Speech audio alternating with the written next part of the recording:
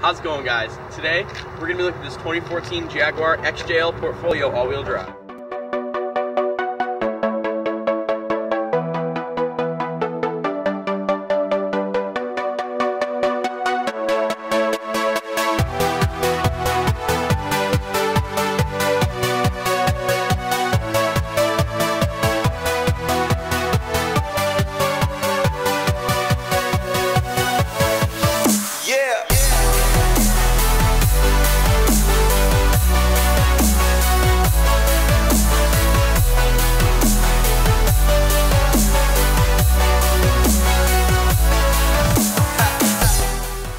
I want to give a personal shout out and huge thank you to Kenneth Cooper and everybody at Hartford Jaguar.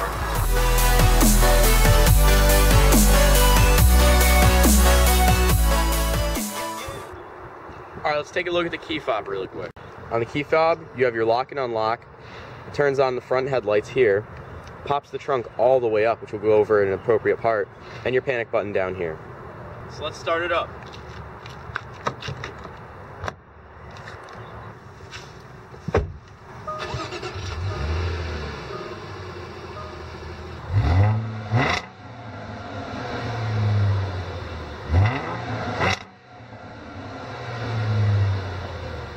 So let's take a look at the steering wheel first.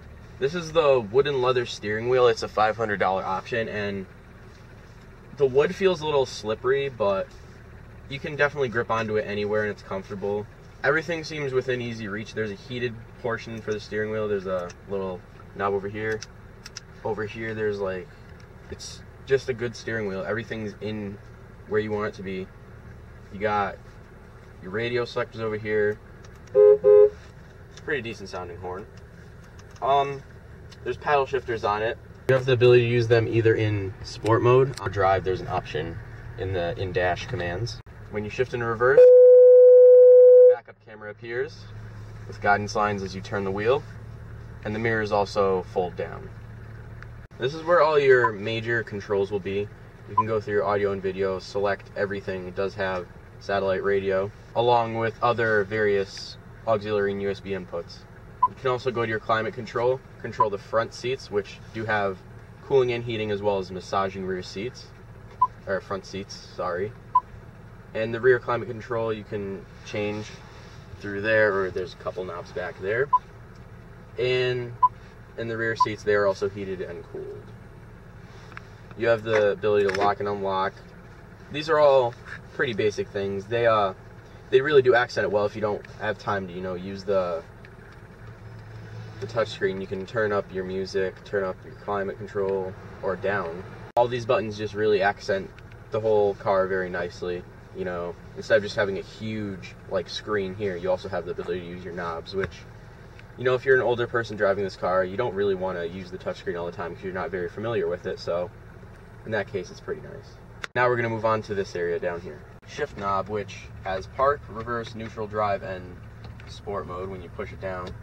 I don't necessarily like the knob for shifting because it just feels like, I don't know, I'd rather have an actual shifter. So you also have traction control buttons, your winter driving buttons, your dynamic mode buttons, as well as an electronic parking brake. So there is a good amount of storage space in here. In this little cubby, there's room for the key fob. There's nothing very spectacular.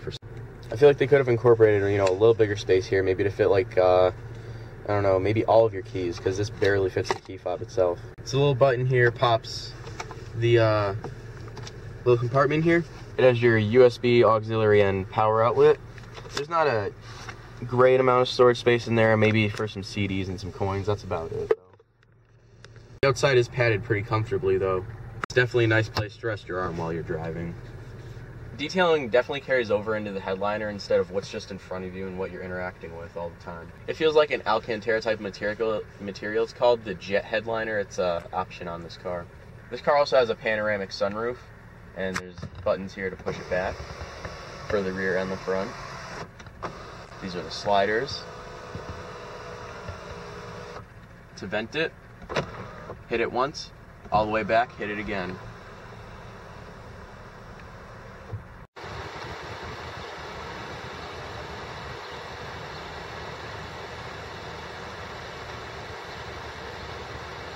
The interior color of the seats is a London leather. So these seats are like a perforated leather. It's very comfortable. You know, you can move them and adjust them in every way you could ever think of. It's pretty nice for a luxury car.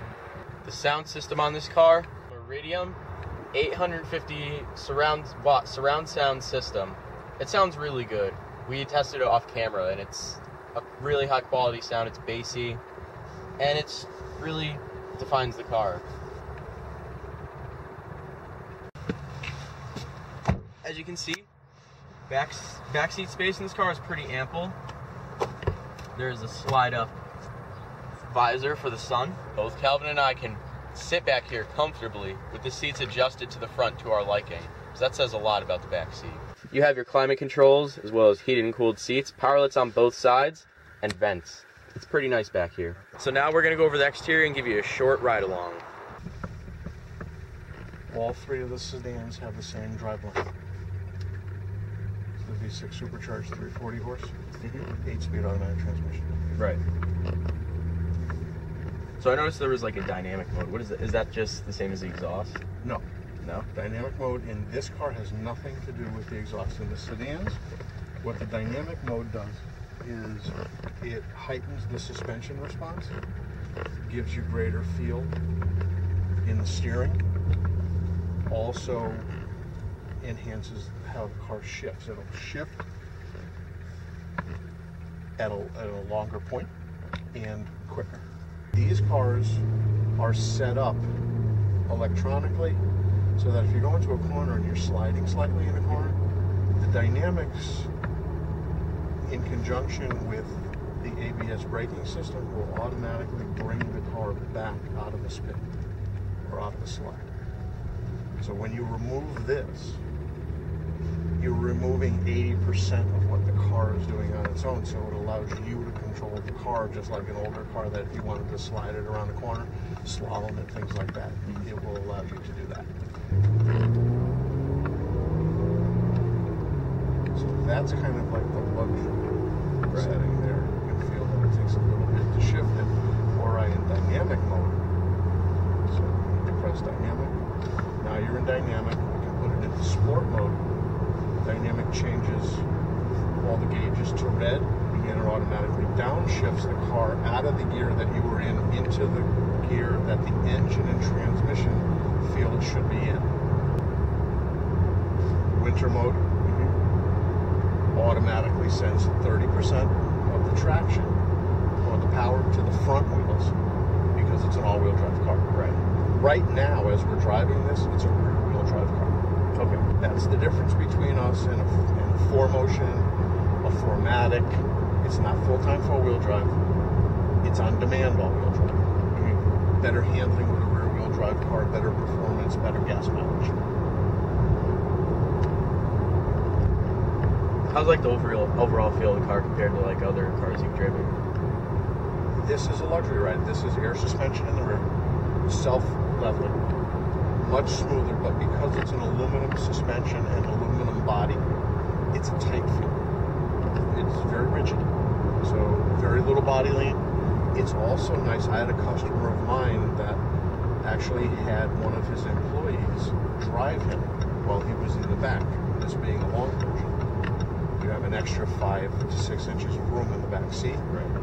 He did his work in the back while he was on his way to his next appointment, and he said the ride in the back compared to what he was used to driving was totally different.